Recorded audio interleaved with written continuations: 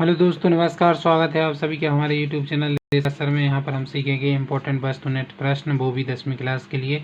द्विघात समीकरण का मानक रूप क्या है दोस्तों? द्विघात समीकरण का मानक रूप है ax² plus bx plus c बराबर 0। ax² धन bx धन c, यह क्या है? द्विघात समीकरण है। किसी वर्ग समीकरण में अधिकतम मूल कितने हो सकते हैं दोस्तों? किसी वर्ग समीकरण में अधिकतम मूल कितने? 2 हो सकते हैं। वो अल्फा बीटा हो सकते हैं या उनके अल्फा बीटा के मान हो सकते हैं। आपको ध्यान रखना है कि वर्ग समीकरण में अधिकतम कितने मूल होते हैं दोस्तों? 2 मूल होते हैं। विविधताकार का सूत्र है, यही श्रीधराचार्य का सूत्र है, -b plus plus minus √b² minus 4ac/2a। यह सूत्र आपको याद रखना है, क्योंकि इसी सूत्र से आप किसी भी समीकरण में उसके मान ज्ञात कर सकते हैं। वर्ग समीकरण के अनेक हल हो सकते हैं दोस्तों, यह बात क्या है? असत्य होती है, क्योंकि वर्ग समीकरण के सिर्फ 2 ही हल हो सकते हैं। तो यह बात पूरी तरह से क्या है? गलत है। तो आपके लिए यह सत्य असत्य में आ सकता है। दोस्तों, यदि आप नए हैं तो सब्सक्राइब कीजिए। हम बोर्ड एग्जाम की तैयारी करवा रहे हैं, वो भी मैथ्स की, बिल्कुल फ्री। आपके लिए बस हमारे 2-5 मिनट की वीडियो वो देखना है और डेली देखना है। अब हम क्लास को आगे बढ़ाते हैं। वर्ग समीकरण में चर की अधिकतम घात हो सकती है दोस्तों। वर्ग समीकरण है तो वर्ग समीकरण में अधिकतम कितनी घात हो सकती है? 2। जैसे कि एक समीकरण हमने यहाँ पर लिया है 4x² 5x प्लस 6। तो वर्ग समीकरण में अधिकतम घात कितनी हो सकती है? 2। वर्ग समीकरण में अधिकतम घात कितनी हो सकती है? 2।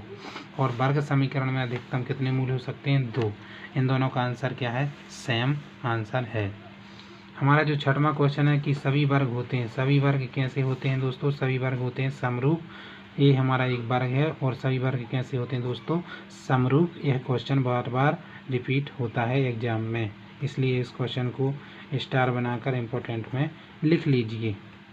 एक रेखा जो वृत्त को 2 बिंदुओं पर प्रतिच्छेद करती है, एक रेखा जो वृत्त को 2 बिंदुओं पर प्रतिच्छेद करती है, वह खालिस्तान रेखा कहलाती है।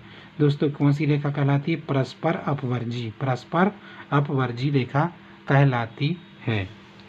प्रत्येक परिमेय संख्या वास्तविक संख्या होती है। यह बात क्या है? सत्य है, ट्रू है। यह बात क्या है दोस्तों? सत्य है। इसे आप नोट कर लीजिए कि प्रत्येक परिमेय संख्या वास्तविक संख्या होती है। दोस्तों, हमारा जो 9th नंबर का क्वेश्चन है कि sin 45 का मान क्या है? इसका मान होता है दोस्तों 1/2। 1/2। cos 45 का मान भी दोस्तों यहाँ हम बता देते हैं आपको, इसका मान भी 1/2 होता है।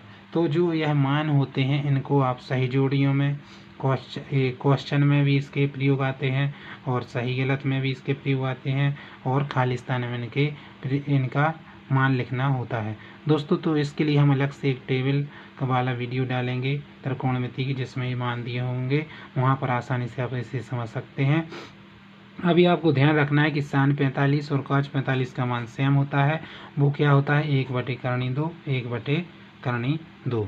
दोस्तों, tan 30 का मान क्या होता है? tan 30 का मान होता है 1/3। tan 30 का मान कितना होता है? 1/3। और tan 45 का मान होता है दोस्तों 1। tan 45 का मान क्या होता है? 1। और tan 60 का मान होता है 3। यह क्यों जरूरी होता है tan के मान? क्योंकि tan के मान आप ऊंचाई दूरी में जब किसी पेड़ की छाया, मीनार से पेड़ की ऊंचाई या आपकी ऊंचाई दूरी जब ज्ञात करते हैं, तब इस प्रकार के tan के मान लगते हैं। तो tan 30 का मान होता है 1/3। tan 45 का मान होता है 1 और tan 60 का मान होता है दोस्तों 3। एक हमारे पास ये सर्व समीकरण निकल कर आई है। पहली सर्व समीकरण है कि sin² theta plus cos² theta Khalistan होता है। दोस्तों, क्या होता है? खालिस्तान 1 होता है। क्या होता है? 1 होता है। sin² theta plus cos² theta क्या होता है दोस्तों? 1 होता है। क्या होता है? 1 होता है। 12वें नंबर का हमारा क्वेश्चन है कि tan थीटा बराबर होता है sin थीटा बटे cos थीटा। tan थीटा बराबर क्या होता है? sin थीटा बटे cos थीटा। और cot थीटा बराबर क्या होता है दोस्तों? cos थीटा बटे sin थीटा, क्योंकि tan का उल्टा क्या होता है? cot। tan का अपोजिट क्या होता है? cot। तो हम इसको क्या करेंगे? अपोजिट में लिखेंगे, जो नीचे है वो ऊपर आ जाएगा। तो टेन थीटा बराबर क्या होता है, साइन थीटा बटे कॉस थीटा, और काट थीटा बराबर होता है कॉस थीटा बटे साइन थीटा।